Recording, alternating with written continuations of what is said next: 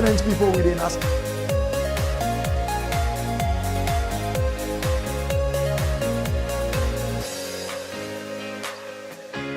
% of its export earnings, while at the same time providing over 90% of the food needs of that country. We cannot run away from the importance of agric to this country's development and future. About 136,000 kilometers square of land, covering about 57% of the country's total land area, is classified as agricultural land area, out of which 24% is under cultivation and about 11 hectares under irrigation. About 60% of all farms in the country are less than 1.2 hectares in size. I mean, the stats goes on and on and on and on and on. What is the role of agric? What is the role of modern technology in agric? These are the conversations that we want to have today on Z in the Morning, Z Roundtable, which is the Friday edition of the show. You know, in the last 2 hours of the show, that is what we discuss. Castro Mfidanso is the general manager of Agro Spectrum. He will tell us what Agro Spectrum is, what they do. And then Maxwell Hammond is a co-founder and MD of Tillis Farm. He will also give us an idea of what they do. And then we'll dovetail this into the conversation about agric. Is it true that modern technology can help unlock Ghana's agric potential? Because from the stats that I read, agric has the potential, but evidently it is not being mined well enough. Good morning and welcome to Z Studios, Mr. Mfidanso and Mr. Maxwell Hammond. Thank you. It's always a delight to see minds like yours come through the studio. First of all, let's start with Castro Mfidanso. Agro Spectrum, what is Agro Spectrum? What do you do?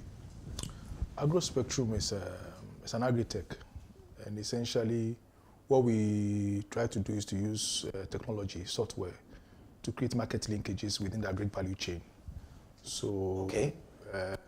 What we try to do is we have a platform that allows the value chain actors to be able to interact and transact within the trade hub. And we have other technology that also allow for data aggregation, because data provides the means to which we are able then to create the merger between these value chain actors. Interesting. So, and then, of course, in all of this also you are looking at climate information and how you disseminate that to those at the bottom of the pyramid. In this case, the smallholder farmers. Interesting. Tillis Farm. Okay, so Tillis Farm worked with smallholder farmers. He ended on smallholder farmers. Yeah, so we start from smallholder farmers. So we work with smallholder pig farmers to produce pork and pork products. Okay. So our model is smallholder farmers. We support them. They raise the pigs, and then we offtake, and then add value. So then we produce high-end pork products for the high-end hospitality industry. So 5-star hotels, restaurants, mostly in Accra for now. We've done some business central western region. We are trying to go up north.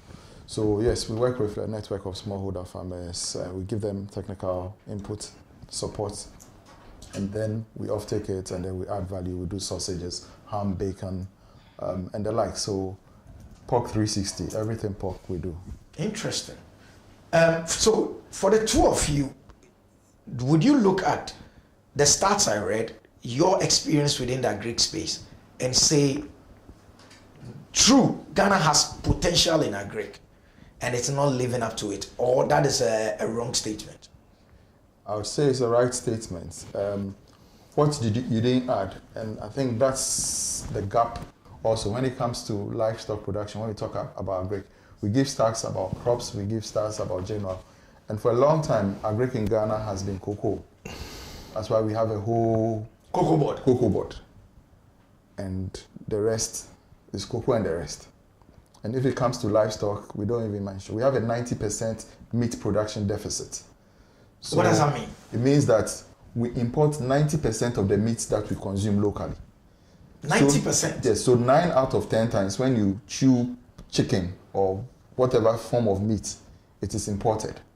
There's only once out of the 10 times that you eat meat that is local. Interesting. That you put money in the pocket of a Ghanaian farmer. 9 times you are putting money in the pocket of a farmer in Brazil, in the Netherlands, in Denmark, in China, or what have you. Hey, Max, I mean, this is a serious start. This is serious. This is very serious. And it's just been the rhetoric. We just talk. We have programs that are programs. Fine. Crop farming has got some level of input. But even with that, programs are centered around exports. Your stats you gave, we're talking about a percentage of export. When you can't feed yourself, you have no business. You have no business exporting. Because programs we do with donor organizations is centered about, they say what, non-traditional crops. Things that we export. What are we doing about cereal production, soya? This cereal production can help our livestock production, solve problems. Okay. We talk about tech. There are solutions that can help us in knowing about soil moisture, what you plant where. When I take a drive to Kumasi, and it just makes me sad, because you have all this arable land with bush, not edible stuff. It's just bush on your left and your right. Then you find some cocoa spurs along the way. You do the same drive in a European country. You drive from Frankfurt going south and you see farming fields. Why should that be? When we have the sun almost throughout the year. We are not aggregating irrigation. What are we doing in that field? So the gaps, I think we just should be intentional and have specific solutions. I mean, you talk about potential. I'm on the ideation team of the Cosmos Innovation Center's Agritech Challenge. Okay. And every year, Cosmos with MasterCard Foundation give funding to startups, young entrepreneurs in agri space. 50,000 USD and above, some doing lesser. And some of the ideas that come to us is amazing. The young people, from Ghanaians. Young Ghanaians, mostly graduates, and the current cohorts we have, they have the classic and the pro. The classic is for university, people who are still in school. Campus. On campus. So we have entries from all the public universities for now. And some of the ideas that come, the ideation team, we are sitting there like, Charlie, we weren't thinking like this when we were in uni. People have IT, Internet of Things solutions for bee, for honey production in Ghana. So what happens? I mean, after the ideas, anyway, we'll come to that discussion. Mr. Jinansu, how have you seen the potential since you entered the space? You think it is being met, the potential is being lived up to, or what, the gaps are still there, like Mr. Hammond is saying? Yeah, I mean, there are lots of gaps. And I think that we paid lip service to the interventions that we say we are doing. It's all rhetoric. What are you saying? MOFA is working. Isn't MOFA working? Yeah, I mean, of course they work. They go to the... I mean, there are interventions that people are doing. He said they go to the office. You know, the interventions that people are doing. Look, we need to be deliberate about what we are doing. We've turned the space into a procurement industry, and for a long time, let me start with crops first. What we've been doing is that we are providing inputs to, we say, smallholder farmers, and look at the percentage of farmers who are the acreage that they are cultivating. A lot of them are under 1.2 hectares, and so there's a one size fits all approach. So every farmer is getting 2 bags of NPK, 1 bag of urea. We are not even concerned about the soil type, the kind of nutrition in the soil. Okay, so we are distributing inputs to farmers for them to go and use on their farm. We don't know what the soil nutrition is. So everybody with the old input subsidy that we had, you give farmers the same amount of inputs to cultivate on a 5-acre piece of land. And you are saying this is what you need to do. Meanwhile, maybe he has a lot of nitrogen there, so it doesn't need a nitrogen-filled, fertilizer. And so the farmer applies it, and then the soil lacks phosphorus, for instance, and it is low. So what happens? It doesn't get an accurate yield. So a lot of investment is gone into the production, or we subsidize agriculture, but the yields are still low. That's the first thing. The next thing is that we have not deliberately built people up from being smallholder farmers to medium-sized to large scale. It must be a deliberate emphasis on building people up to be large scale. Look, we can have the small-scale farmers, that's fine. But if you have a large-scale farmer who then runs an outgrower program where he's helping, like he's doing, where he's helping smallholder farmers and then taking from them, what you do is that you immediately create a market for those smallholder farmers. So if you build the capacity of people, maybe like you deliberately say that, okay, Tilly's farm want to help you expand. We imported in about 757 metric tons of pork. You know, that's how much we imported of pork. Now, if you're saying that that's a gap that needs to be met, Tilly's, we need you to bridge that gap. What will you need? You are building his capacity to fill that gap. And then what he will do is that he will then provide input to smallholder farmers around him to then produce, and then he will take from them. What will you see that it will have a ripple effect? Yeah, Exactly. Effect. We're not deliberate about some of these things. And then the rhetoric, and we are helping smallholder, you're helping smallholder, you're helping. I'm not saying that there's anything wrong with helping smallholder farmers.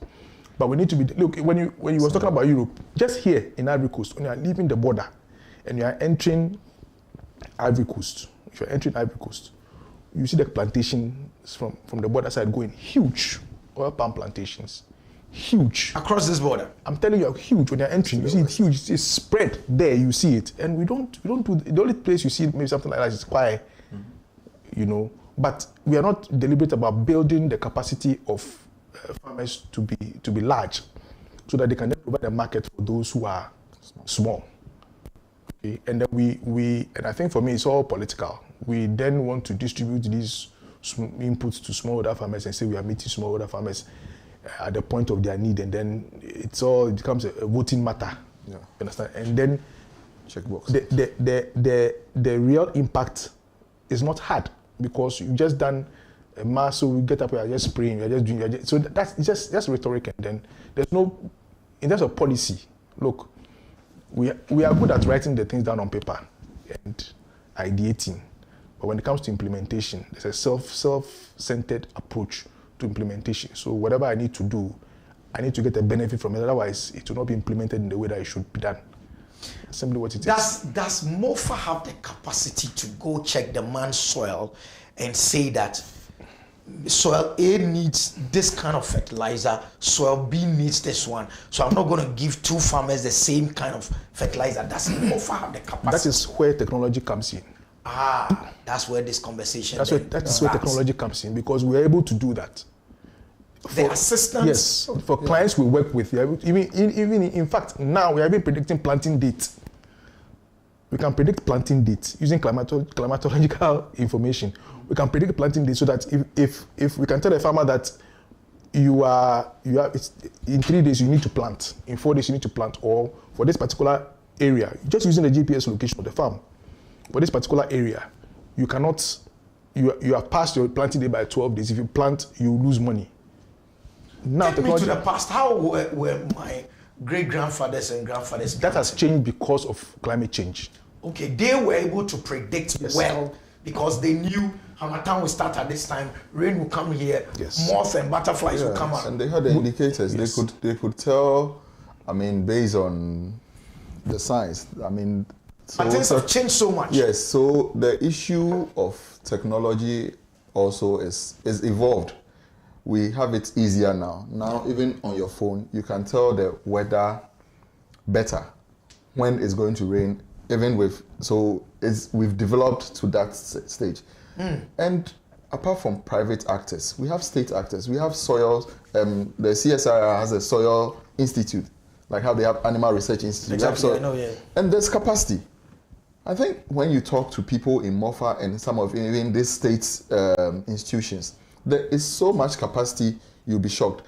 And the funny part for me is when it comes to implementation, like Castro said. So then you wonder, where is the gap? And when you speak to some of these people in MOFA and in this institute, they'll tell you it's budget. Budget from implementation from government. So they present a budget, and then they don't get the budget. I've spoken to people in crop research where they had a variety of maize that was going to do well. They just needed a few thousands of dollars to implement, do a trial field and roll out. And at the time, I don't know now, the conversation is a few years old. They didn't get that money.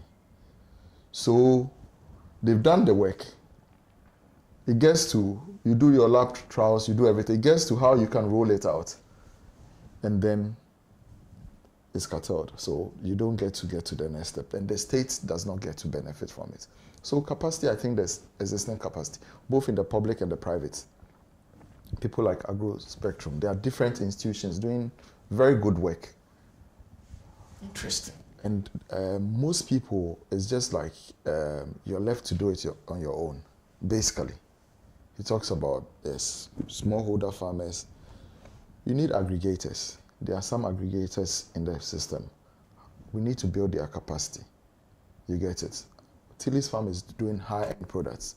We've developed a lower-end product which we think the masses can afford, but we need certain equipment in place. How do we go around saying we are an agro-based economy? And from what you're saying, there are serious lapses, and you're using the word that someone else has used in this studio concerning our tourism, which is intentionality. Yes. So what? Tourism, we are not intentional about what we're doing. We in Agri-2, which is supposed to provide us with livelihoods and with food on our table, we are not intentional there as well.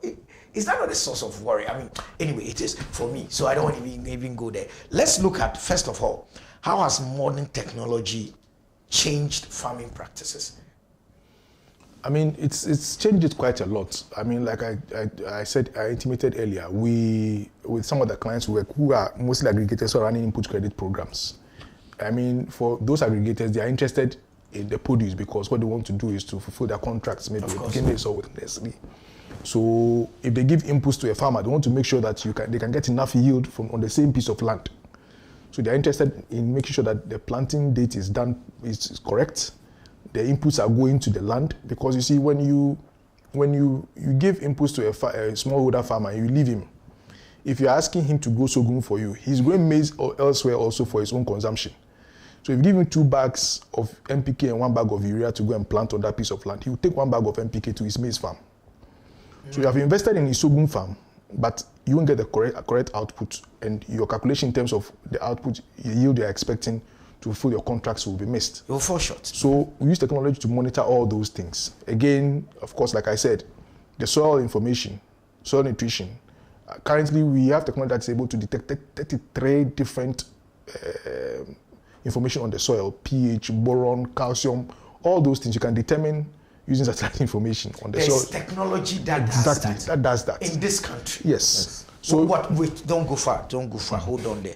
You put something in the soil and then it picks the soil and starts reading stuff. You don't necessarily need to put anything on the soil. You even go to the soil? No. Okay. No. So we're able to determine that. Tell us how technology is telling us this. So once we determine that, then the person who is financing then knows that, okay, for this piece of land, I need to use NPK 20-10-10. This one I need to use 15-15. Because it is lacking in this very... Precisely. Okay. Precisely. And then again, now you need to monitor the farm, because that's the other thing also. You need to monitor the progress of the farm. If you don't monitor the progress of the farm, then you can be able to, if you're not able to identify issues that will crop up early, it can then affect your yield, of course. So you monitor the activities. If you need to apply fertilizer after 2 weeks, it must be done after 2 weeks. So you need to monitor that. If you need to monitor a pest infestation and fall army worm and address it, you need to monitor that. There's technology to monitor all these things. So using technology, we can be able to then increase the yield of the farmer on the same piece of land. That's our problem. And he spoke about technology existing. Look, there are varieties that have been produced in this country by CSIR and the other institutions that are being used within our Greek space now, and they have proven to be very good and helped in terms of disease resistant, or whether there's a crop called maize variety called Opebro, produced by MB Seeds, a private company, and the rationale is for it to be able to withstand drought. Oh wow! Yes, so I mean, look, and my earlier discussion with Maxwell, he talked about artificial insemination when it comes to piggery. That's technology. So now you don't take a male and let it just sit and be crossing female sows. Just inseminate the semen in the female cells and impregnate all of them. So you can do the work of one cow with a syringe. Hey, by the way you are going, wait too. The way, if technology is going to come into the agri space, is it not going to kick them a lot of people out? No. Tell me how technology is going to make sure more hands are employed in agri. So you look at agri, you have to look at the whole value chain. So our problem has been, we look at production, being on the field, tilling the land as agri. Agri is the whole spectrum. From farm to fork. Yes. Farm to fork. So he talked about artificial insemination, which like Tilly's Farm is building an artificial insemination center right now. Where we go. Wait, don't go fast. Why is a private business built? Is there an artificial insemination plant, factory, or whatever you call it in Ghana? Not to the best of my knowledge. The nation hasn't gotten one. So how have we been doing pigs and other livestock in the past? So you buy females and allow the male to be crossing them. The male is there. So for pigs, that's my comfort zone. To be there for like 2 years, you feed it, and all it does is to have sex. Yes, cross, and then you are feeding it. This is outmoded. You get it? It's Are you saying Western farms are not using males to climb females? Yeah. No, I've been on a farm in Denmark. So Denmark has more pigs than human beings. The population is around 2 million humans, but the population of pigs is more than 5 million. Why? We don't even have that data. I can't tell you the population of pigs in Ghana. I can't tell you. I should be able to tell you this. So I've been on a farm where there are about 500 sows. Females? Yes. So you can imagine the number of males they have. All they do is artificial insemination. They get semen delivered. They are crossing per week because a year they're doing production of every week they slaughter 200 pigs. Okay. Every week? Yes. Every week, every Thursday. So imagine if he was doing that, how he will grow. He will employ more people.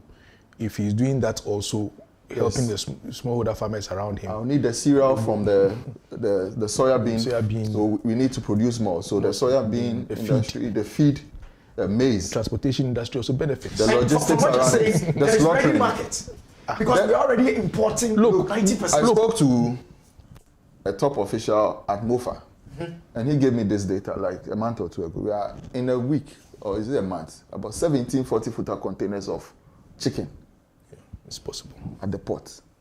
I forgot whether a week or a month. I've forgotten this. Comes to Ghana. So even if it's month, times 12, the number of 40-footer containers of chicken That's alone. Why I'm saying we need to be deliberate. We need to see that we have a gap of this. So Mr. A, Boris Farm, Boris B Farms, this Mr. B, this, go to Doma. They're producing poultry and sending to our neighboring countries. Why? There's a market there. Price is better. He sent it there. You understand me? So we need to be deliberate. Take individuals, build their capacity to bridge the gap that we have. But you see, it won't happen because those who are importing Power brokers in the country are power players. So it won't happen. So we need to be deliberate to say that, look, I like what that paints a very bleak picture, Castro. It's not bleak. It paints an opportunity. Yeah. For me, that's what it is. It paints an opportunity. We're importing onions from Burkina. Which is drier than here. Sahel region, Burkina. About 640,000 metric tons what we produce. We need about 2 million to consume. So that's a gap that exists in terms of onion production and consumption. So that's the opportunity I'm looking at. How do we deliberately grow onions? We have irrigation facilities scattered across the country, not being managed properly. How do you use how do you say that you're getting a private person to invest in an irrigation facility to grow a particular crop, to bridge that gap? Soya bean production, the Indians and Chinese are here in this town buying soya bean at the farm gate. Yeah. You can't do that in Burkina Faso. You need to go through a trade union. You need to go through SOCAPRAT, some organized association that manages that sector. Here, they are the farm gets buying soya bean. And taking it out of the country. Exactly. And local people here can't get access to the soya bean. Because you have a license regime for the purchase of soya bean.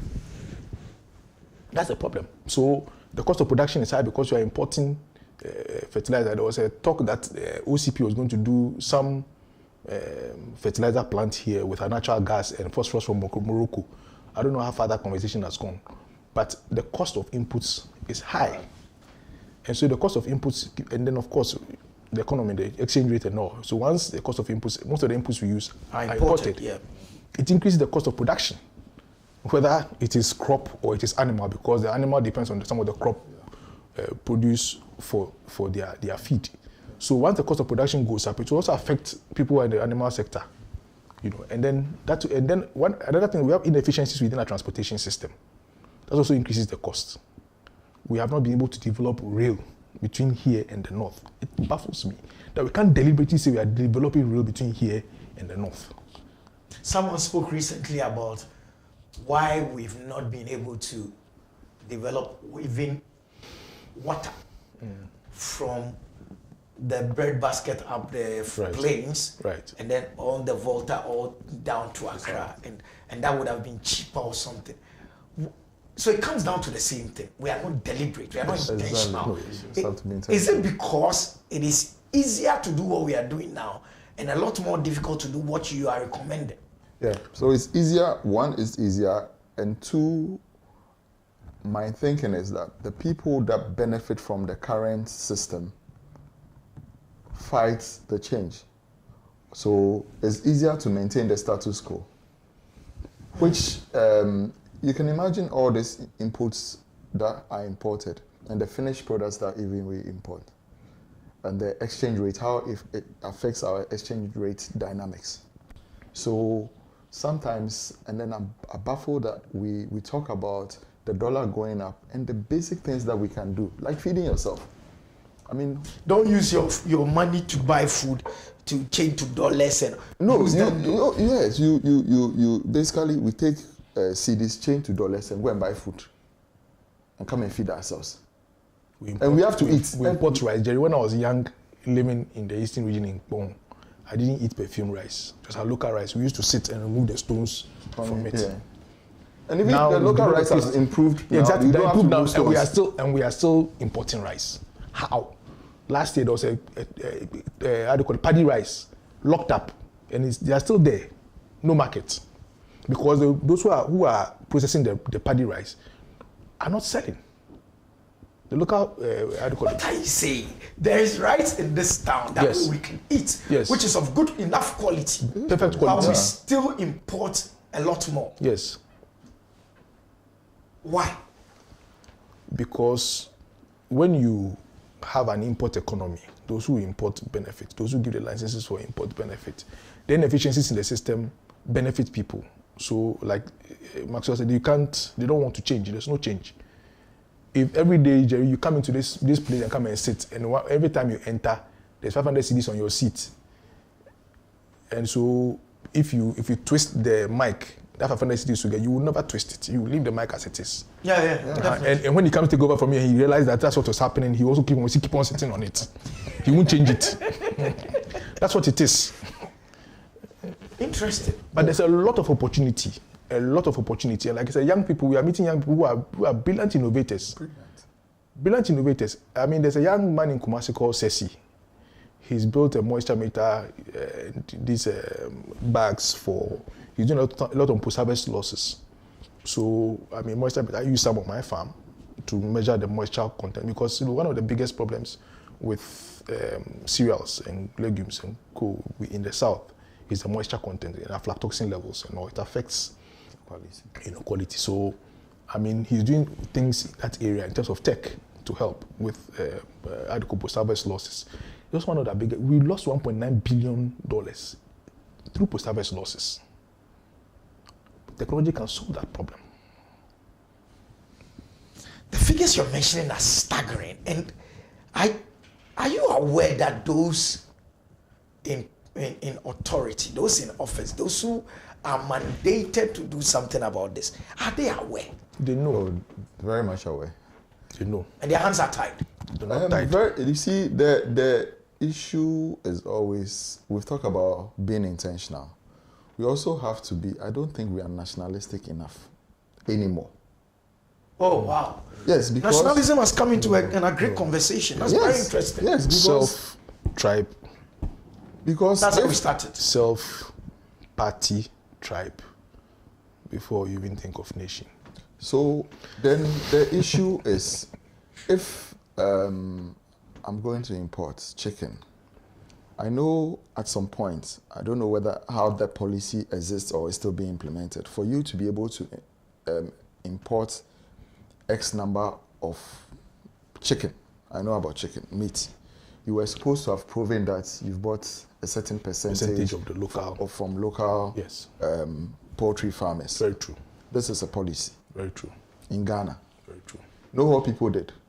They went to register their own poultry farms, non-existent, or their friends. On paper? On paper. And they'll get the paperwork, and then they'll get clearance, and then go and import whatever they have to import. And somebody who is supposed to do clearance will sit in the office and sign paper. He's supposed to have gone to the grounds to check if the guy has the farm, whether Kofi Mensah farm exists. Yes, and even if the farm exists, does it have capacity to produce the quantity? Say that he supplied 5 tons of chicken. When was the slaughter done? What is you show? You verify. So if you do that and you start bouncing and the person comes and you don't approve, at least, because that policy was supposed to get us gradually to the point where we are self-reliant in certain areas. I mean, 90% production deficit. Brilliant idea. How does the implementation go? We circumvent the whole process. On paper, you know, we go to conferences, we go and present, and people see you from Ghana. And it's like, Ghana, you people are doing, you have all the right things in place. The report is nice. And then as a Ghanaian, you sit back and then you are shaking your head like, oh, look, this is all on paper.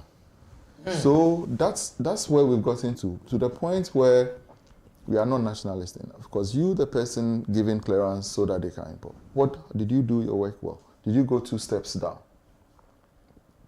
Or you, the person approving the budget, did you approve it so that he's empowered to be able to do the checks that you see, that's a very good point you just brought.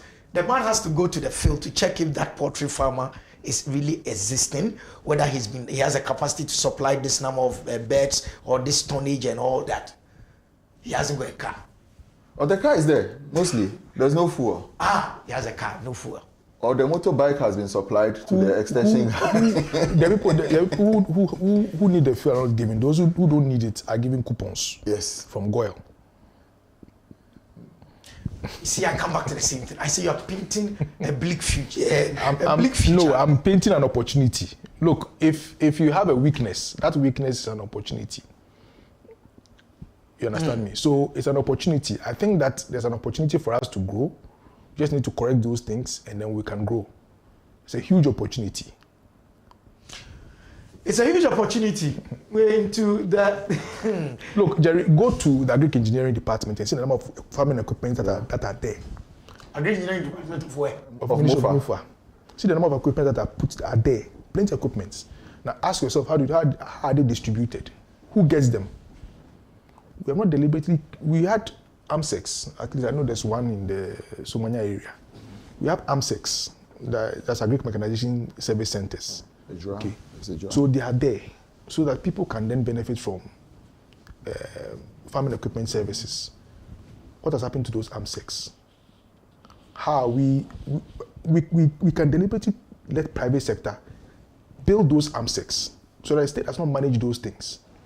You have a private person who has 2-3 tractors, build his capacity, help him with 12, 13, 14, 50 tractors, let him service a whole district. And that becomes a job for somebody, employment for people. Exactly. And because it's a private person, he will manage it properly. If you leave it in the hands of a public sector worker, you're talking about fuel and salary.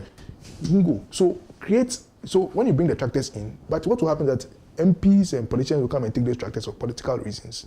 Give them to individuals. The tractors get spoiled and they are in people's houses, packed on stones. Yeah. we brought in greenhouse a couple of years ago, and because I buy from farmers, I do farm visits. I was going to do a farm visit. I counted over 12, a dozen greenhouse shelters in the bush somewhere. Yeah, they are there. It was financed by Exim Bank. Yes. There were 5 of them on the Esoyaman route. This is in Sawam, in Sawam enclave there. They were in the bush. There were no plants inside. Nothing. No. So, and government brought it in Exim Bank. The distribution, they will give it to somebody. Politics.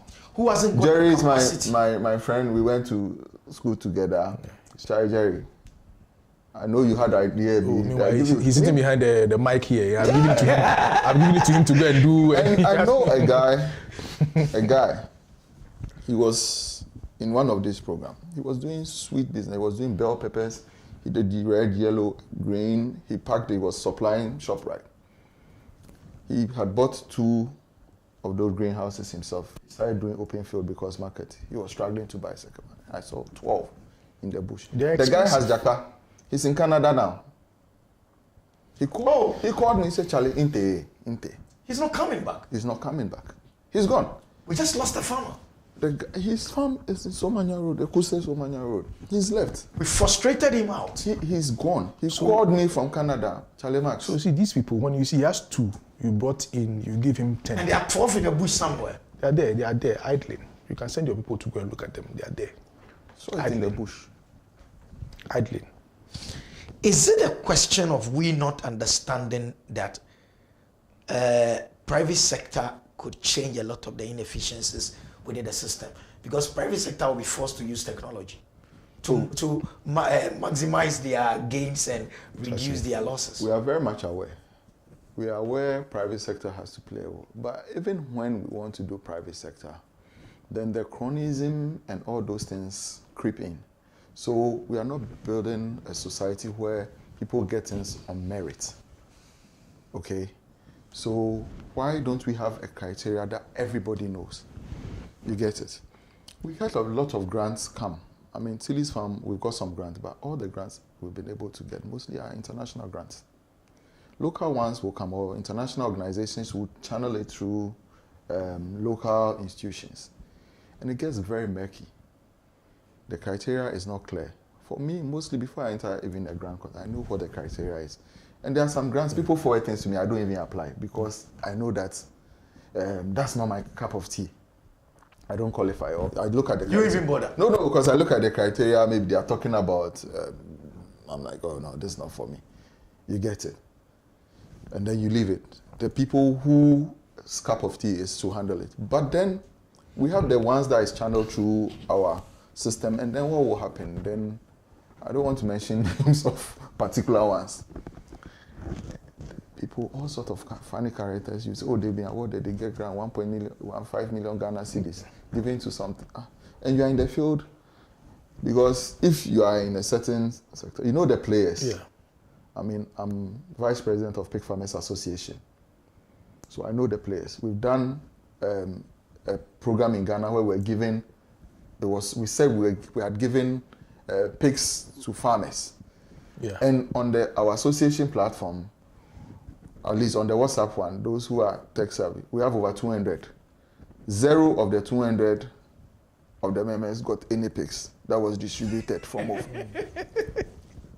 But we read the report, pigs had been given, and these 200, they are scattered all over 16 regions. So 0 of, so maybe the members that are not, those who don't have WhatsApp, they got it.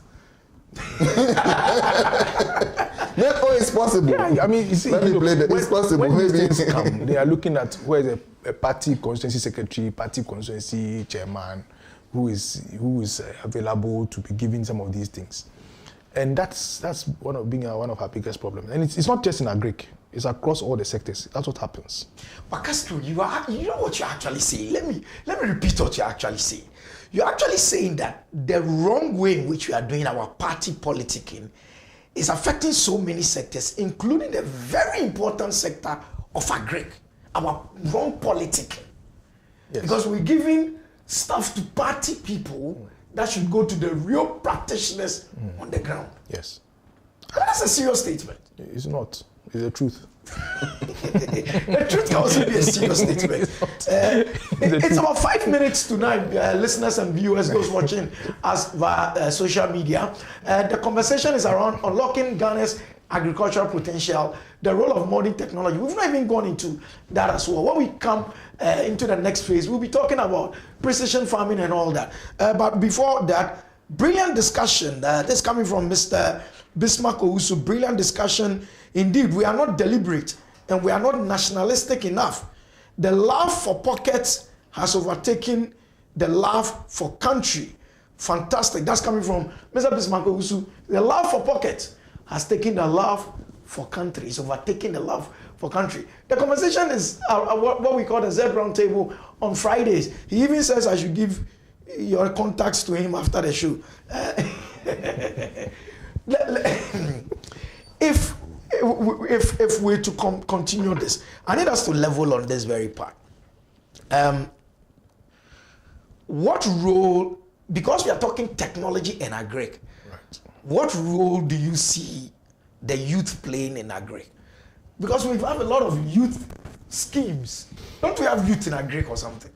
What has been those schemes like it? And why are you smiling? You see, we can use youth a lot. And I spoke about grants from international organizations. Just before I did my national service, straight out of uni, the World Bank, through Empretec at the time, put an advert in the papers that any young person, fresh graduate, either you've just finished your national service or you're about to do it, you had a brilliant concept. That's when I put in the concept of Tilly's Farm. Then they selected 30 of that, and I knew my concept was solid. But Charlie, in the room, you hear things and you're like, Charlie, do I deserve to be here? Because the ideas in the room were solid. This is over 10 years ago. This is over a decade ago. And we're all young guys. I'll tell you for free. Out of the 30 of us, I would say less than five of us are still pursuing what ideas we put into that. The rest have gone into banking and things. Everybody, I left, I started it all. I went to work for GIZ over a decade. Yeah. Because things, Charlie, even after that World Bank, Google Foundation did it. I went $25,000 at the time for this concept, Tilly's Farm. Even along the way, land tenure system, Charlie, I was going crazy. Say, Charlie, I can't come and kill myself.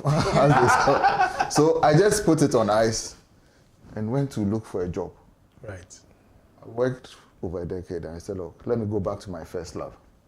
And then I'm still doing it. Some of the people I was in that thing with, like I spoke about Cosmos Innovation Centers, Agri-Tech Challenge. Brilliant ideas, young guys with super smart ideas. We talk about precision farming, climate controlled, vertical farming, and aquaponics, things that they're using. And these are all young people. Some of them are still in school. In fact, the classic competition, all of them are still in school. They are still yet to finish their first degrees, and a few of them pursuing their master's degrees. So the youth has a big role to play across the whole value chain when it comes to processing, it comes to the basic production, value addition, services. Yeah. You get the services. We spoke about tractors. I'm sure you've heard about Trotro Tractor. Yeah. These are young guys. They also want some money. They just like, it's Uber for tractors. Tractor services, yeah. I'm a farmer. I need to plow my land. I can send a message, talk to somebody. They'll give me the tractor. It tills my land. Because what is the average acreage farm? 1.2. Very small farm. Yeah, that's small. Yeah. That is even part of our problem. Yeah. For me. And then the land tenure system is so warped. I spoke about winning some money. I got a 42-acre land. I lost it. The day I lost that land is when I was driving back to Accra. I remember that was my first Tilly's Farm van. When I was driving back to Accra, I was still living at my dad's. I just was like, is this thing for me? That's when you decided. That's why I need to go and find a job. To run away from farming. So when I go home, I remember talking to my dad and saying that they said the land, I had paid for the land though. I was supposed to pay for the second time. I was like, no. You're going to throw money away. I'm like, I'm not going to do this. So my dad was like, you have life, so forget. You can create land banks. There are solutions. Yeah. You can create land banks. What is land banks? It's a bank. Jerry, this land bank he's talking about, I've had people from Nigeria. I've had 3 pig farmers from Nigeria. They went online, saw me. They went to our socials. They saw what we're doing. Great. Nigeria, they had applied. They've created the land banks in the various states. Nigeria has land banks. Yes. They've created it in various You've states. created an enclave for free zones. Yes. Same thing, you create an enclave. You create a land bank if you want to come and farm. These are so that people don't have, because that's one of the biggest problems is the land cost. Somebody leaves school, he wants to get into agric. Access to land is a problem. So much expensive. Okay. Ownership of land, access to land. I mean, especially even for our women in the north. Land ownership is a big problem. So you create land banks. And then these irrigation facilities we have set, there's an irrigation facility in the central region, grossly underutilized. Okay, how do people get access to these facilities? So you create land banks to solve the problem. The other thing also, you spoke about the international organizations bringing money and all. Yeah. The challenge I have with some of them is that you bring $35 million into a country, you look for an organization to operationalize your concept, and then in that concept, $6 million is supposed to be used, is supposed to be won by applicants to do whatever they want to do. The rest of the money is for program management. Oh, wow. Yeah. So I would like to sit at the program management. The money for them. And that's the problem. So you have devoted $35 million for agric. And only 9 is going into the railway. Only 6. 6. Yeah. And then the rest? The rest is for program management. So you are paying the project manager, the cars for monitoring and evaluation. Chief of party, you know, those things. I should start looking for some of those jobs. You know, but I mean, more to the point in terms of technology, and Maxwell alluded to it. Look, in every facet of the chain, we can use technology to create job opportunities, to enhance efficiency, to enhance sustainability, to enhance food sufficiency. Let's start from the field. Like I explained to you earlier, we can use technology to enhance the efficiency on the field. That's increasing production yield and increasing the incomes of the farmer and all the way to processing. And one of the things we've always done is to, and he alluded to it earlier, we are always doing the supply side. We have a supply side driven agricultural model. So get them to produce, provide inputs for production, why are they selling it? Are they even producing for purpose? So Guinness wants white sorghum. Farmers are producing red sorghum. They won't buy. Exactly. Guinness will still import sorghum. So the point is that if you start from the demand side, then you trickle it down. It goes to feed into even what kind of seed you use on the field. So it must be demand driven, but most of the agric we do is supply driven. We drive supply, and it's very cyclical. So this year, you're giving me inputs to produce maize or rice. I do so. There's a glut, prices are low, I don't get enough, so next year I don't do it. Now a lot of farmers are producing soybean instead of maize because of the price of inputs. Soybean doesn't require a lot of inputs in terms of fertilizer. So you grow because it's a nitrogen fixing commodity. So I'll grow soybean because I can't buy fertilizer. You understand? So if we look at the demand side, what does Nestle want? What does Guinness want? Premium foods, what do they want? Look at those things. Those are the Chinese are here looking for starch. They're looking they're looking for starch. So people like Mr. Opombio and Co are setting up cassava factories through Tiast to produce the starch from cassava. What is left from there is what you can use for gari, the residue from that. So but again, one of the problems that is this, that what kind of cassava are they producing? because you need to produce a particular variety that is high in the starch content for the person who is taking it. So we must start from the demand side and then work our way back down to the supply side. Interesting. Mr. Bismarck also has sent another message, and I think it's very important that I read this one. He said, if you look in the second stanza of the famous Arise Ghana Youth for Your Country by JMT Dosu, that song that we used to march with in schools, we were never given the second stanza. And this is the second stanza of Arise Ghana Youth for Your Country. He said, the second stanza reads, go back to the land, then Ghanaians. Exploit to the full her resources. No nation thrive on empty stomach. So help to feed yourself. Go back to the land, then Ghanaians. Exploit to the full her resources. No nation thrives on empty stomach. So help to feed yourselves. Wow. So in that very song, Agric had been placed in a national song. Then he goes on to say, our leaders are not thinking about the people. Politics is our biggest problem. Amazing. 0544-321019. That is the line you can send a message on right about now. 0544-321019. Please send us a message. You can also call. It's a WhatsApp line. The lines are open. Let's have a conversation. Mr. Casper Ntujanso is the general manager of Agro Spectrum, and Mr. Maxwell Hammond is the co-founder and MD of Tillis Farm. Someone has also asked me to, what is precision farming?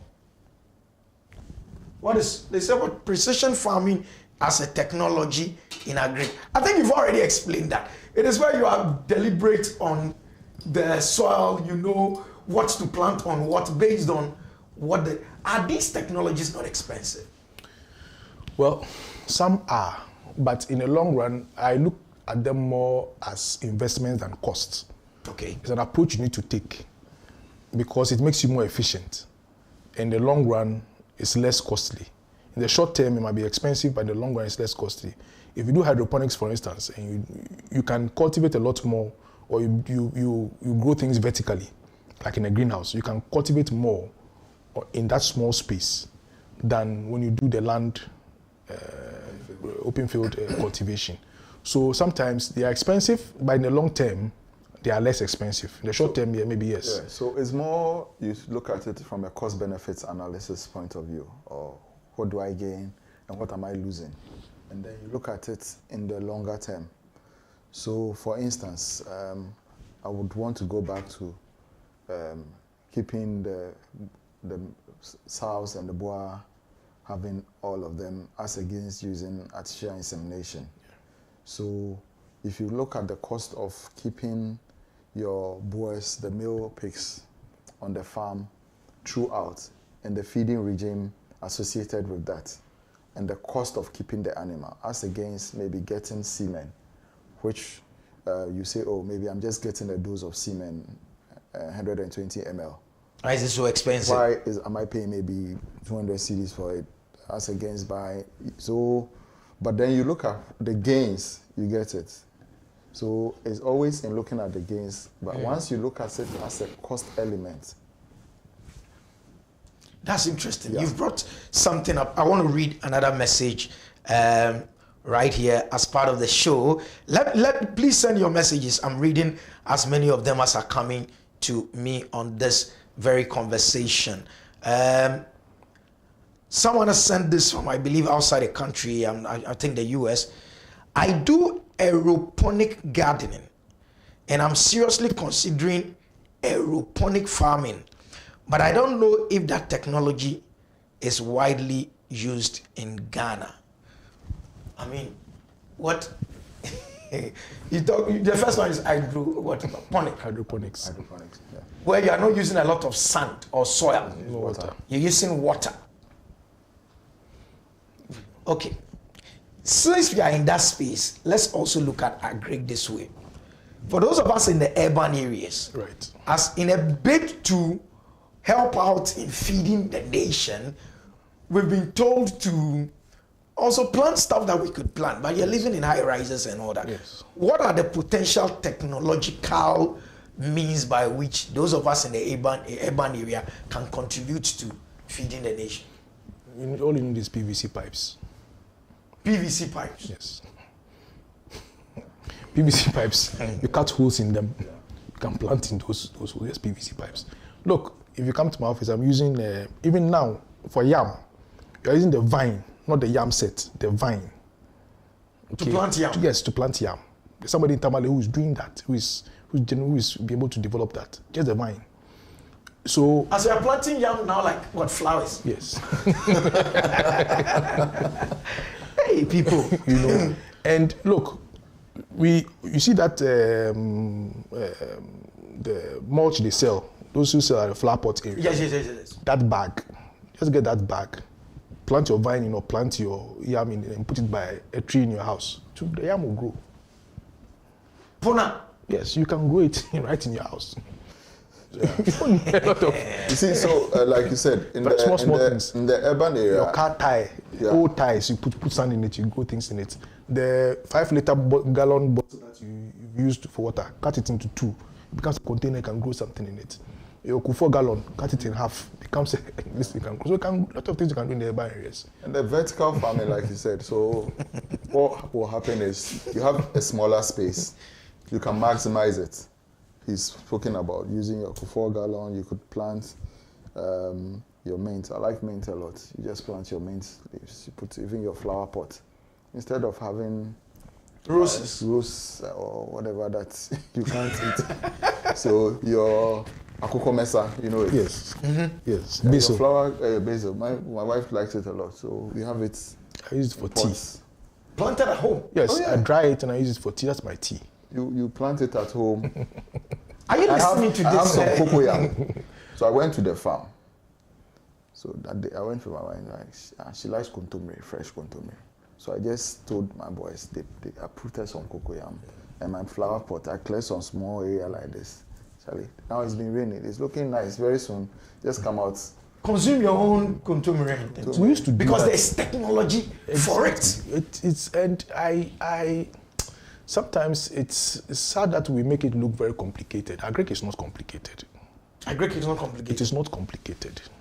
It's in our nature.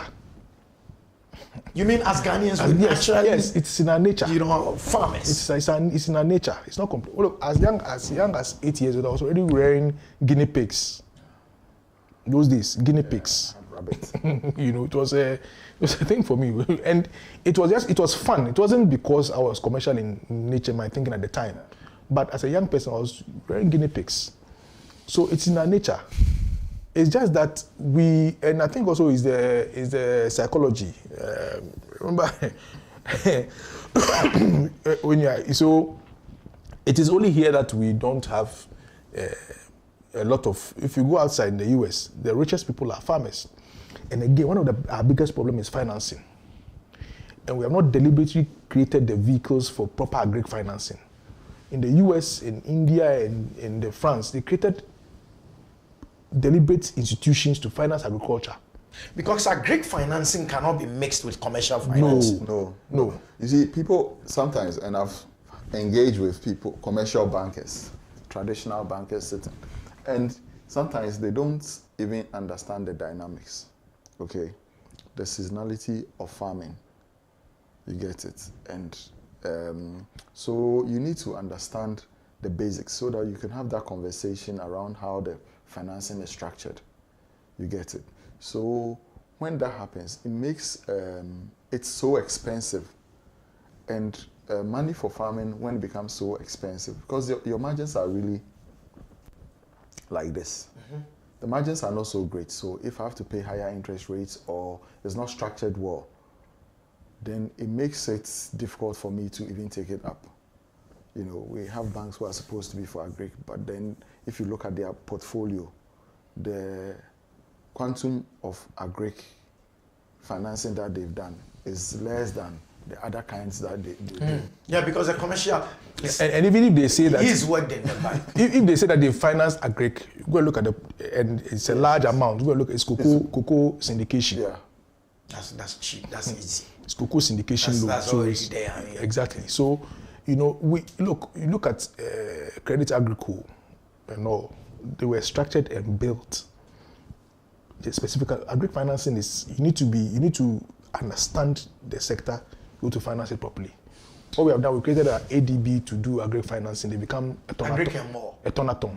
Now it's agric and more. The more is where the action is. Yeah. The agric is more. Yes. You see, interestingly that you brought this conversation up. I got to work in the first bank I worked with because of my agric degree. The idea was that they were going to be heavy on non-traditional export. So they needed people with agric background. Because I had an agric accounts, that's how I got in there. But when you entered universal banking license, Charlie, we all make we do so. Yeah. The commerce, I mean, financing commerce is easy. Tonaton is easier. Don't call it you bring sugar in. itself. You bring sugar in. By the time the sugar lands here, people have bought it already, so it's easier. Yeah, of course it was easier. So, You know, so- eventually we stopped that and went to and I think when BOG was opened the whole universal banking, like if they had been strict and said, listen, you registered as a development bank for agri, stay there. You say you're coming to do housing, stay here. But that's what we're talking about, being intentional. Yeah. We are not intentional, we lump things together. And I like what he said. And sometimes we allow foreign actors to set the agenda for us. But you're a beggar with a cap in hand. Why would you set your own agenda? Why are we No, begging? you see, I work, apart from how we are begging. Why are we begging? Why are you not begging? Because you're broke. Broke people beg. No. You see, I work in development corporation, Yes, I know. and yeah, and one of my first training with this very old German development guy. He's been in it decades. He's been on the continent longer than before I was born. Oh, wow. And he told me one thing that has stuck with me. He said, you know, development agencies are development junkies. They need to do development. They've signed up to all kind of conventions, Paris Declaration, blah, blah, blah. You do have a say. Rwanda has shown it. I had my last country director, before I left Development Corporation, told me this, that in Rwanda, he had worked there for a short period. They had done the country negotiations. When they come to those negotiations, they come with what they want. Yeah. They tell you that, Yeah. We will go empty-handed. Yeah. yes, we go and sit down and listen to them. Yeah. Go and listen to what they have. So what is it about Because it's like, sector? oh, Ameshikani is their money. Yeah. Omusikani, so nyom person mo yebi, and I mean, at the end of the day, will benefit. No, there are countries who are setting the agenda that this is the direction we want to go. This is what we want to do. You are working with us to achieve this. If you are not ready, sorry, we won't take your money. You be here. Oh, wow. Yeah. Yes. Look, I went to Rwanda and look, we're trying to set up some technology for them. They said that technology must come and sit within their space. Otherwise, it's not going to work. They don't want it in the cloud. Don't you have ownership of it? You understand? So you're saying what? Rwandans are a lot more... No, you know, when you talk about them and being intentional, people are like, there's been a lot of backlash. They are very intentional. Talking about AI Center, I was there last year to look at their system. Proud to ask. Wait. Rwanda, as a nation, has an artificial Not insemination. one. They have one in every province. Belonging to who? Privately, the government worked with private farmers to set it up. And now, You must it's be a small deliberate. coun- It's a small country. Rwanda is exporting kokonte to Italy. And the young man was financed by the Rwandan Development Bank. The MD for Rwanda Development Bank is just a little over 30 years old. And they financed a young man to do kokonte and export to Italy. Cassava flour. Kokonte. Yeah. And you see, It's deliberate. you talk about employment. They've made it for a farm of a certain size, you need at least a veterinary technician employed on your farm. Oh, wow. Yes, so we are talking about being deliberate. So if you have a farm size of more than X number of animals, you need a veterinary technician stationed on your farm, because when you have veterinarians moving from farm to farm, that's another job for people. I mean, yes, yes. So you talk about creation of jobs. So you are being deliberate. They are working with Zipline in the distribution of semen. Zipline is dropping semen from these 6 AI centers to farmers in remote areas. I'm told it's a rugged, hilly country. Yes, it's the land of hills, 1,000 hills. Very hilly country. So they will be flying these things above the hills. Yeah, so Zipline is in Ghana already. I mean, we are in the same, our Zipline. The same Zipline. Don't carry medical. Yes, so they are doing medicals. I mean, we are also in talks with them. Potentially, we'll be dropping semen on farms soon. But you are private one human being personally for the whole country. No, you see, the issue is... we go to parliament to seek tax waivers for multinationals. For hotels. Multinationals in this country. I mean, it was in our newspaper. Yes. Tax amount waivers. Of money that fight in parliament for tax waivers. Yesterday's paper, if you look at the new finder, Mr. Ovisdako reports on the amount of money that 32-something billion there. It's there. So wow. Have we said we are going to Doma to look at people have huge poultry farms. This poultry farmer, we're going to build his capacity to increase his production, to bridge the gap. There's a gap. Tilly's farm is doing this. A gap. We want to help Tilly's farm to do this. We're not deliberate. Where would your artificial insemination plant sit? In Accra? No. It's in the eastern region. It's in a small town on the Adeso Asamankesi Road, Achimbre Mine. So we're actually in construction now.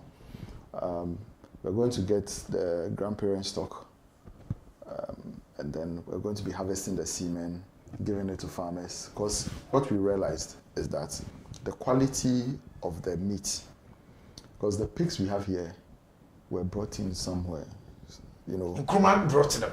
I don't want to. You want to get into that debate? Don't get into that debate. I'm going to that debate. And I'm sure most of the pigs in most of the farms. I mean, a lot of other private people have brought pigs in, but these are very small. All of us doing our own thing in a small corner right now. So most of the pigs we are doing large white landrace. That's the breed that's it. But the genetically over the years. It's been diluted. Diluted that the feed to meat conversion is not great. So we are not efficient. Yeah. People are getting to market weight in 5 months, producing pigs at over 100 kilos, and we are barely getting 70 at 6 months or 7 months. It means our pigs are eating a lot, but they are not putting on weight. Yes, they are. Due to their stress. Like I had this mate in Charlie. The guy did chop. But he's always like this. They have a J stomach, the food goes up like this. Yeah, I mean, our pigs are eating and they're not putting on weight. So then the math doesn't make sense. So you need to get the genes to convert the feed to meat. Yeah. We get it. So the meat feed to meat conversion should be great. So we are getting those with those. And then the idea is the semen we use, they'll be half-co.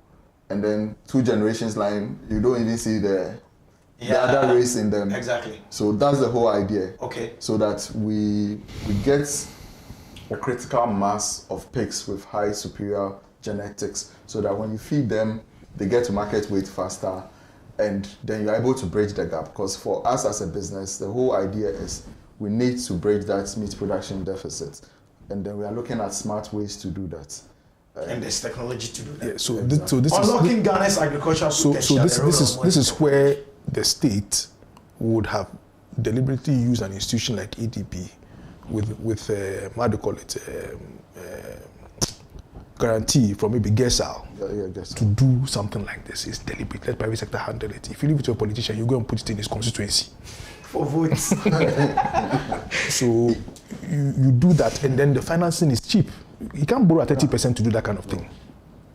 I was going to ask him where he's going to get money from, but I won't ask him anymore. Because of what he just said. Now, in applying modern technology to unlock Ghana's agricultural potential, have you also found, what is your experience like when it comes to adopting these technologies vis-a-vis the old way we've been doing things? Is the average Ghanaian farmer open to adopt and accept new technology? Because of this pig and artificial insemination thing.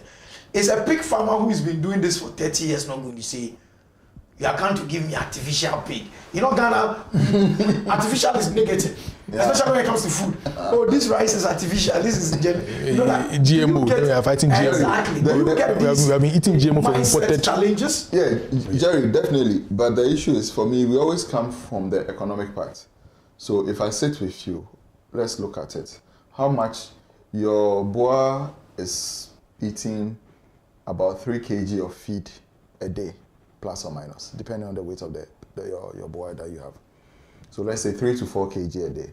If a kg of feed is at current rates, let's say 5 cedis per kg of your feed.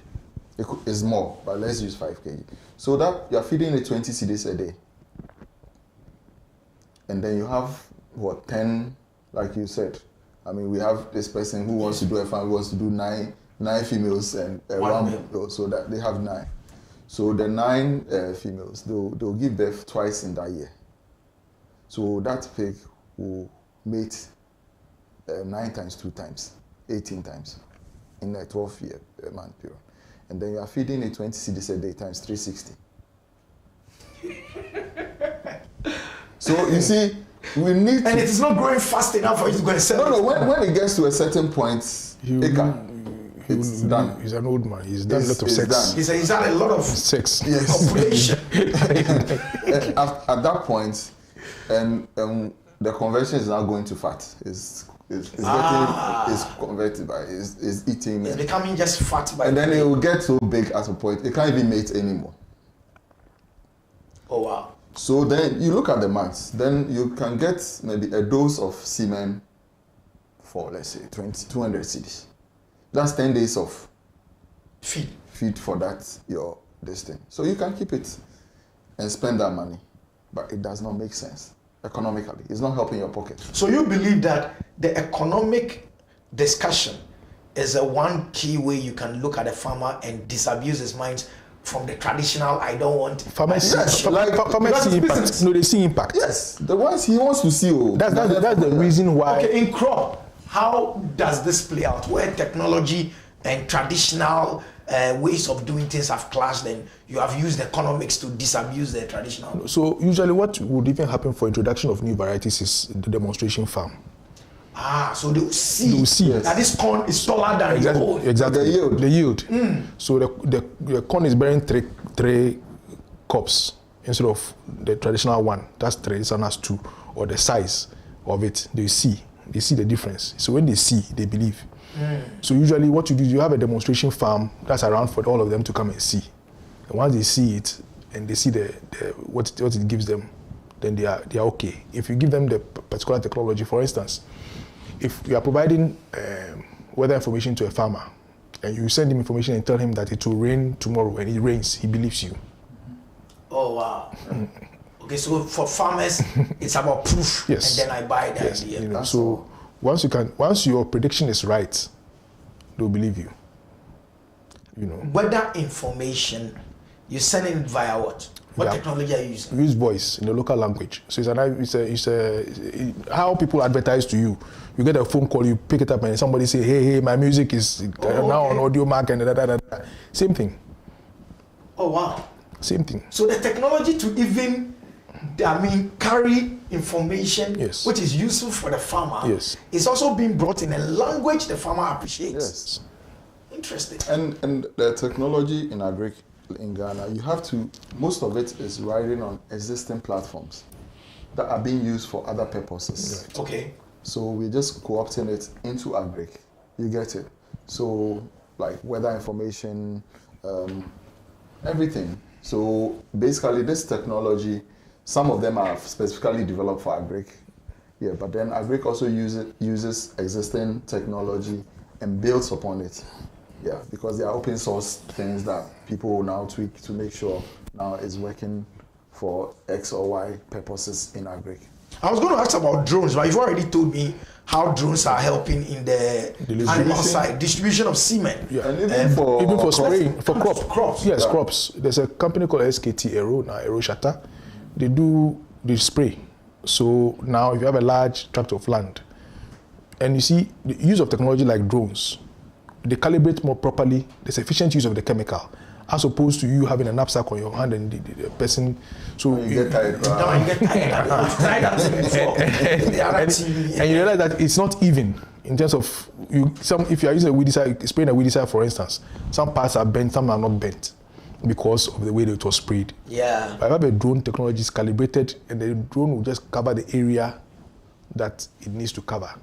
And this is being done in Ghana. It's been Somebody's done in employing technology in Ghana. Yes, drone services, yes. Oh, that's what they provide. That's what they provide. Once again, jobs. Yes, that's what they provide. Jobs. And what they are doing now is even building the capacity of people to actually own and operate those drone services. They're franchising. Oh man. Yes. There's so much to be made in this agric space that if we are deliberate as a nation, we'll solve a lot of these unemployment issues. Precisely. And these are young people. Finished geodetic engineering at Tech, who are doing these things. So I mean, look, when a farmer, if you use the drone service, sometimes it's even cheaper than employing people to go and spray your farm. They will spray 180 cedis per acre, and you get a drone service that will charge you like 78 cedis per acre, and to finish faster. Because if you have a 20-acre land, they will spray it in 3 days. So if it's following when we are fighting, they will spray this part. This part is still infested. By the time they come this way. But if you have a drone service, within an hour, 2 hours, they sprayed everything for you. It's 9:30. The conversation is still unlocking Ghana's agricultural potential, the role of modern technology. On Fridays, we have the big conversation we call Z Roundtable. Mr. Caspary Intwidanso is GM of AgroSpectrum, and Mr. Maxwell Hammond is the MD, co-founder of Tilly's Farm. Satellite imaging. How are satellites helping us technology to, how would they help, or are they helping in the agri satellites? Well, we are using that for the soil information, like I said to you earlier. It is satellites that are picking the information on them. Yes, we're using that, and also for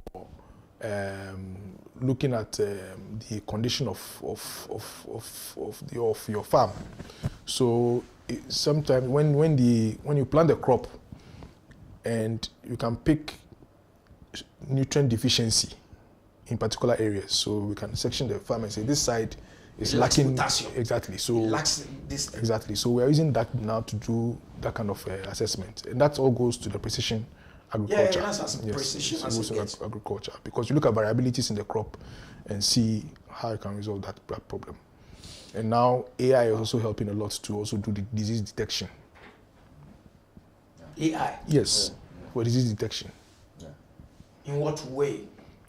He's looking at the leaf and saying, this leaf is being eaten by this. This is the disease. This is the problem with this thing. So use this pesticide to handle it. Yes. Yeah. So, I mean... Even in, like you said, with that, there's a young crop of guys that were in the agri-tech. So with your phone, yes, just take a picture of the leaf or whatever, and then to tell AI would interpret it, and then... Use Gemini AI. Yeah. You can do that. You can... Hey. Who's it? Hey. Issues. Data analytics. Is it also playing a role? In what way in agric data analytics? Well, all the information you are picking is data. Exactly. And you need to look at the trends. You need to, if you don't analyze the data and you don't know what the trends are, look, if you, for instance, you're able to get data on even market prices, okay, and you look at the trend, you can then use that then to predict what the price trends will be in the coming years. So, for instance, if I have 10-year data of maize prices in various markets, okay, using that, we did a predictive model on rain-fed sorghum with data from MOFA, and we're predicting the price trends. So you can predict the price trends for the next year or two based on the data that you already have. So use that analytics to predict price trends. What that does is it helps people, for aggregators, for instance, who are getting into contracts with farmers to be able then now to determine at what price points it will work for them. Interesting. You know, so data analytics is very, very important. Good morning. This is from Equia Osu. We have qualified and knowledgeable people, but will never be given the opportunity. I'm going to read it the way it says. Instead, an old man who has no idea in agric will be made an agric minister, and they will come and do nothing, mess up things, and go freely. It is very sad. This coming from agric minister is a young man. Osu. No, she didn't. She said an agric minister. That he's not saying this present agric minister. Okay. He's saying an old man who has no idea in agric will be made an agric minister, and they will come and do our previous agric minister is the biggest coffee farmer in this country. Interesting. Yes. So he knows agric. He knows agric. It's not like okay. He worked for, I think he worked for FAO or something like that or so. So he knows agric. Interesting. They will be made an agric minister. He knows nothing, and then will mess things up, and they will go freely. I don't know what you wanted to say. Go freely. It's very sad. Equia, thank you so much for listening and for sending your message. Please let your messages keep coming. 0544-321019 is the line. 0544. Equia, shouldn't worry. There's a day of reckoning for everybody. Yes, exactly. He's not going freely. Whoever this person is, he's not going freely. There is a day of reckoning that is coming up. Okay. Biotechnology. Actually, what we just spoke about is biotechnology. Yes. Yeah. That's biotechnology. I met students in tech who are studying biotechnology. And it's a course. Yes, it's a course in tech. You and I were in tech. Let's not be as if we. Our time it was we had agric engineering. It was just there. They were doing mechanization with Bobby, learning tractor parts. Yeah, because we have the same company. No. It is there. I was there recently for a career fair. They are doing biotechnology now. There are lecturers there lecturing in biotechnology. That should show you how the world is changing. From when we were there learning about tractor parts and chainage in survey. I got A in that course, so don't make it sound like it was that terrible. I got A. I mean, that's what we're learning. I'm telling you what we're learning. Okay, since you brought up machinery, how do automated machinery and robotics affect labor requirements and efficiency on these? Are you seeing the use of automated technology, robotics in our field in Ghana? Is there a possibility there? Oh, yeah. Because I've watched like pigs, and you see the thing, then they are moving along some chain like a factory. Is that what you have in mind with your AI thing? No. I mean, the issue is robotics is playing a role. I mean, crop farming in other aspects of animal husbandry as well. For us with the AI, basically is the artificial insemination when it comes to the semen collection and other things. How are you harvesting semen from a pig? Oh, so there's a dummy.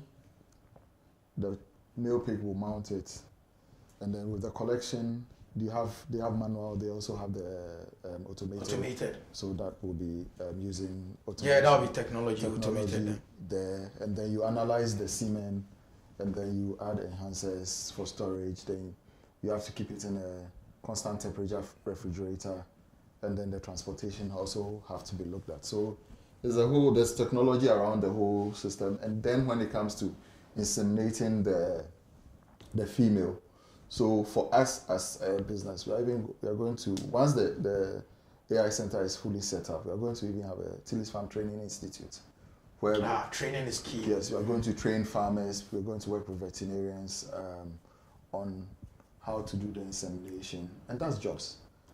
Okay. That's jobs. Yeah. I mean, this conversation is so. Anytime we're talking, I'm seeing jobs in every corner. That's why I've said the inefficiencies create opportunities. So we shouldn't. What you say, Mr. Castro Intridanso, MD, GM of Agro Spectrum, is that the challenges we're discussing today should not be a source of worry and desperation and exasperation and say we've thrown our hands in the air. Rather, we should see them as opportunities that we can take advantage Precisely. of. and take this country to the next level. Exactly. And I tell young people that those inefficiencies is what would give them jobs and money. Because if you're able to provide a solution for that inefficiency, then you can make money. And I always allude to Zoom Lion. What was the opportunity? Waste. Baller. That's it. He solved the problem, he makes his money. Max is solving pigs that are having too much sex and they are growing fat. And now he's about to make a lot of money. So solve the inefficiency. And look, apart from Trotro Tractor, which is in the mechanization space, and Hello Tractor. There's Hello Tractor as well. Yes, there's Hello Tractor, there's Trotro Tractor. Hello Tractor is from Nigeria, but the Trotro Tractor is Ghanaian. Now, the transport sector in Agric, it's a huge inefficiency in that one. Are we finding a solution to it? There's a huge opportunity in there for anybody who can provide a solution for that, because it's one of the biggest problems we have. Okay, how do you transport tomatoes from Chobodom to Accra? In trucks. How are they What kind of packaged? tracks? I can wear basket. Then you cover it with the cloth and then put them in the tractor. By the time they come, those below are mashed up. Ooh. Because the road is bumpy and they go up and down. Yeah, so I mean, it I've compacts. seen Exactly. baskets. So how do you transport them? Yeah, and even transport of live animals in this country Problematic. always gets to me. You see the I've seen a cow. Yes. bundled up in the Yeah, back. they Exactly. tie your horns to the. This is so inhumane. And you Yes. know, when you slaughter animals treated this way, I mean, just before, it affects the taste of the meat. Because they're stressed. They're stressed. The They stress- release some hormones chemicals, into the system, and then and then we are eating stressed meat. yes, and it's not That's why we're even, also stressed. no, and it's not even palatable because you see. We don't look at it. All we know is that there's a huge chunk of meat on our fufu. The chop Yeah, we are living the good life. But that is an animal that is stressed because we've not used modern technology to transport it humanely Precisely. Yes, for it to be slaughtered. yes, yes. Technology is affecting every aspect of our lives, and we're not doing anything about it. Anyway, we have just 15 minutes to go. The conversation gets interesting, and sometimes we lose track of time, but we must still go ahead and do what must be done. Are there any potential drawbacks from adopting technology to unlock Ghana's potential in agri? What are some of the drawbacks of, for instance, environmentally? I mean, are there any potential drawbacks of adopting some kind of technology? Yes, yes. For instance, you spoke about like factory farming. I mean, personally, from ethical farming point of view, I am very much against this kind of factory farming where you go to poultry farms and they put on the light because they just eat and you can get broilers in 3 weeks. They're supposed to go for Yeah, 6 weeks. some in Nigeria. Yeah. Beautiful. And so we need a thin balance. Technology now there's even lab created meat. Yeah, I've seen the lab created meat. So those aspects, then I think we're going too Yeah, far. we're stressing. We're doing too far. We can do it and still do it well, and because there are gray areas, so we just need to also monitor, or we need somebody to keep an eye on the space. So yes, those could be the stresses, and those points go fine. You say that okay, once you have those huge farms, maybe you're going to look at more employment and all that. But when you mechanize too much, also, it takes away some jobs. Exactly.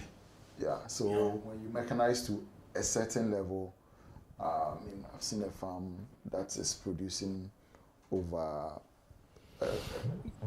500 metric tons or per period, and there are just 5 people. And this is a pig farm with 5 people. You go, the office is smaller than this space. The guy is the feeders have sensors to the tags, and then the animal is supposed to eat maybe 3 kg this day.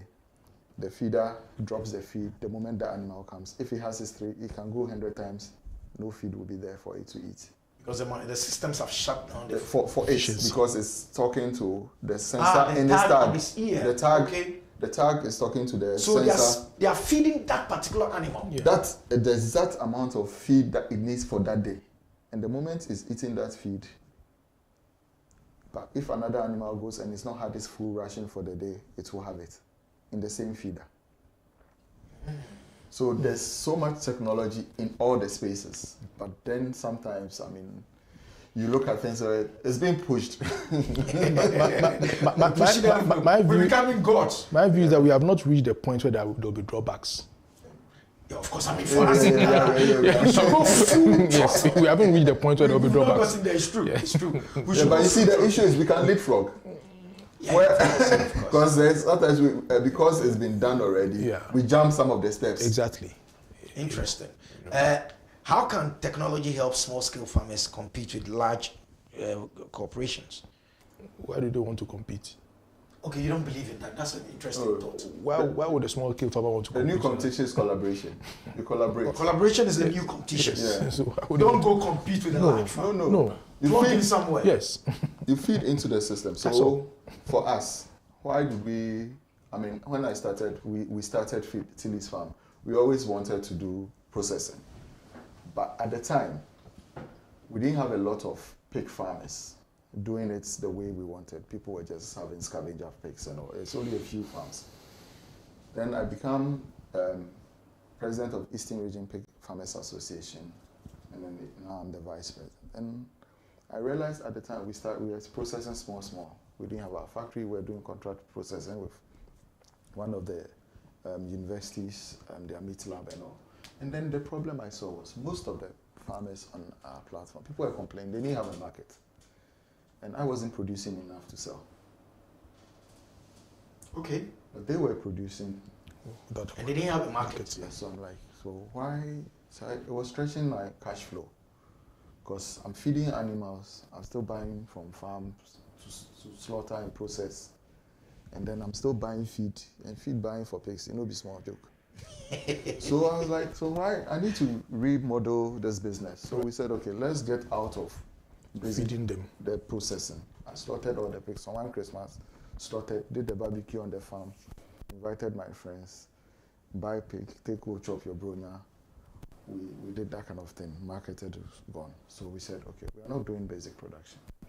We remodeled. We use outgrower farmers. They process, they raise it, we buy, we process. So you don't need to do 360. That's part of the issue. So you have to look at where you plug yourself In the value chain. into the value chain. Don't go compete when you don't need No. to. You're wasting No. resources. And you see, now you need to buy equipment, you need to get technology, and you are doing it the whole 360. There'll be lapses. Elsewhere, people just specialize. Somebody is doing semen, he's bringing it to you. Somebody is doing day-old chicks. They do day-old chicks. That's all. That's all. They That's do all. millions of day-old chicks a year. You couldn't be bothered about making it into broiler. No. Day-old chicks business, hatchery. Somebody is even doing grandparent egg production. They're just doing the eggs, then giving to somebody to hatch for day-old chicks. Everybody is specializing. Somebody is slaughtering. He's slaughtering 1 million birds a day. That's their specialty. And for young people, when I went to Kumasi, I was telling them that, they said, oh, I want to start a poultry farm, hardwise. I said, why do you want to start? You don't have the capital to start. So what should they do? Okay, so chop bars are looking for meat, for instance, okay? So go to your area. Several chop bars are looking for meat. Aggregate the demand. You don't produce cow. Get the meat. Supply them. You don't need to produce the cow. You plug yourself in the value chain Exactly. seamlessly. Exactly. You don't need to produce the cow. You know who needs the cow. What you become an agent, essentially, taking from those who are producing and giving to those who need. So you don't need to have the money to get into production of Get land, the land. build, All that was all gone. Deal with disease, deal with this. No. So I'm saying that within the value chain, find where the inefficiency exists plug yourself. and plug yourself in there. You don't need to compete. You don't need to compete. Do you see, there's been an age-old conversation because we are into agric and its potential. Do you see in your engagement with the youth that there is a change, a paradigm shift in terms of youth getting into agric? Because you entered into agric then. Yeah. I mean, Are you seeing young people with a willingness to do agric? I mean, I think now agric is sexy again. It's very. It's becoming sexy. It's becoming more exciting. Yeah, and then it was banking. Yes. Everybody wanted to work in the Yeah, bank. when we left uni, that time, yes. everybody was. Everybody want to work for bank. And the Nigerian banks too, then they come. Fresh. Boys. All in the white shirts. Yes. That's why I can't stop wearing the white shirt. You know? Banks mess me up.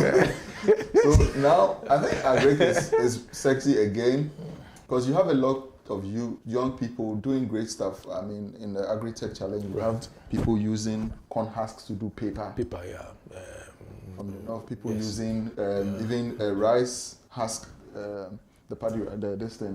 rice, they're using it to do furniture. They're creating like plywood boards. Oh, lots going on with the young people. In Ghana.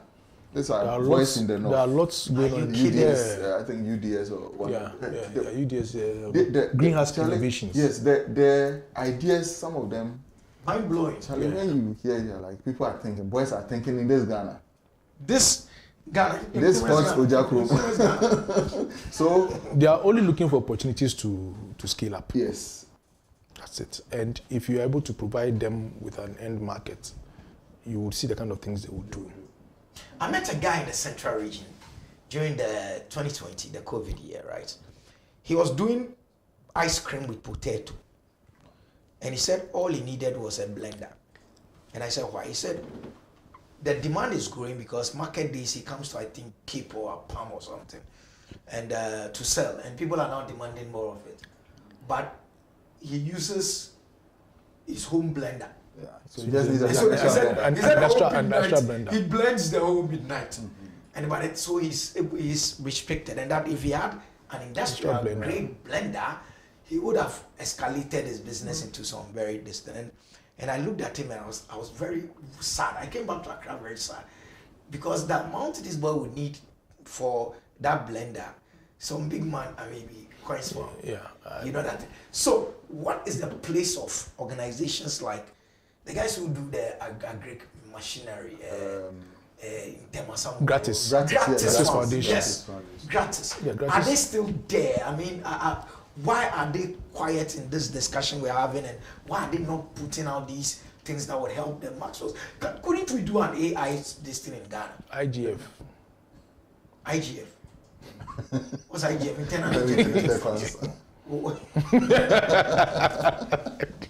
So organizations like Gratis & Co have to generate income. So what are they? They're producing shellers, and you pay. They produce the equipment for you on demand. Okay. They don't have the funding to produce the equipment and put the weight for it to be sold. So you go to them. I wanted a sheller. I approach them. Come and make a deposit, and then they'll produce a sheller for you. That type of thing. I think that what we also need to do is, things like NEEP, Maslock, those things we set up to help young startups and entrepreneurs, GA, all those things. We need to depoliticize them. We need to make sure they're efficient in the distribution of these things, and they are targeted properly. If they're targeted properly, this young man's blender problem wouldn't have been a problem. And again, we need to also go around. We need to also have with the financing. You know, America has this SBA model where they fund small businesses to spend. Yeah, the small business admin. Yes, so we need to have a model around that for young people who are entering into business. Once you get more entrepreneurs, you don't have issues with youth unemployment. You are creating jobs. People are entrepreneurial in nature, not looking for. They finish school and they are looking for a job. They have ideas. How do we bring those ideas into fruition and get them employed? So I think we need to look at how we've structured these organizations, Maslock, NEEP. Make it about merit. You don't think currently it's about merit? I doubt it. Because Cronism, party, cardism. Of course. The sad part about it is like you'd like this young man probably will enter one of these schemes and nobody will mind him. Yeah. He and all he needs is that blender. Similar to that, I know a brilliant lady doing soap, and this is like proper, is dermatologically tested and doing stuff in Dowenya there. And she doesn't need much. What she needed is less than $2,000 or so to buy molds and do some things.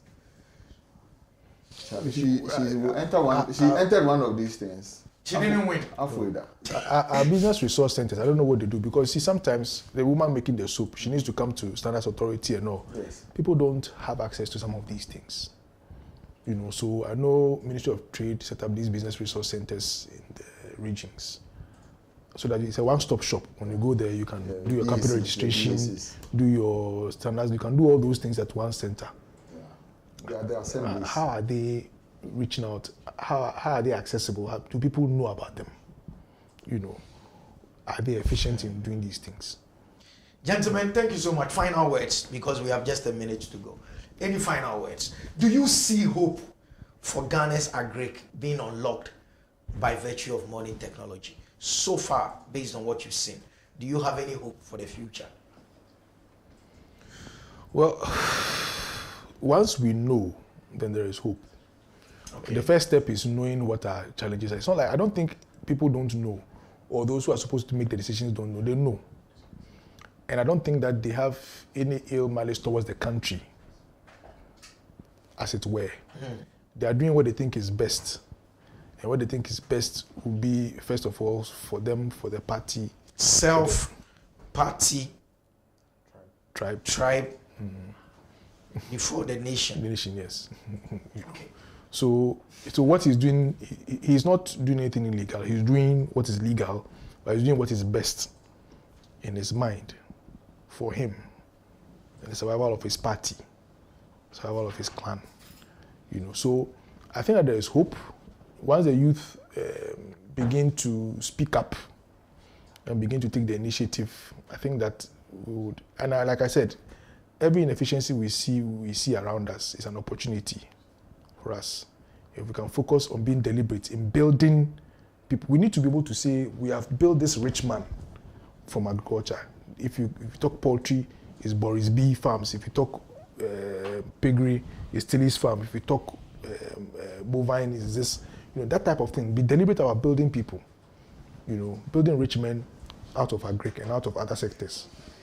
Thank you very much. That's Mr. Castro Impidanso, the General Manager of Agro Spectrum. Mr. Maxwell Hammond, the co-founder and MD of Tilly's Farm, has a final word.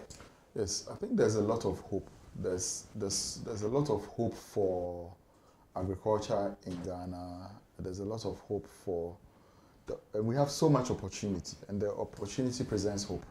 We have opportunity to feed ourselves. There's so much opportunity, we shouldn't make it go waste. And if I look at the spectrum, the kind of young people I've come across in this space and the kind of things they are doing, it gives me so much hope. So we shouldn't fail them. The educated class, the ruling class, the political elites should not fail the young people of Ghana. Don't fail the young people of Ghana. Final words from Mr. Maxwell Hammond, Tilly's Farm, MD. All too soon, Z in the Morning is wrapping up for the entire week. It's been a great week, from Monday all through today. Coming up is the 10 a.m. news, and then after that is the brighter side. The legend is back in town, and is going to take you to the next level. Tommy Anna Fawcett is coming up after the news. What else do I say before we leave? Pray like it only depends on God, but please go work like it only depends on you. Have a good weekend. We'll see you again Monday, God willing. Z in the Morning, Jerry Home. I'm signing out.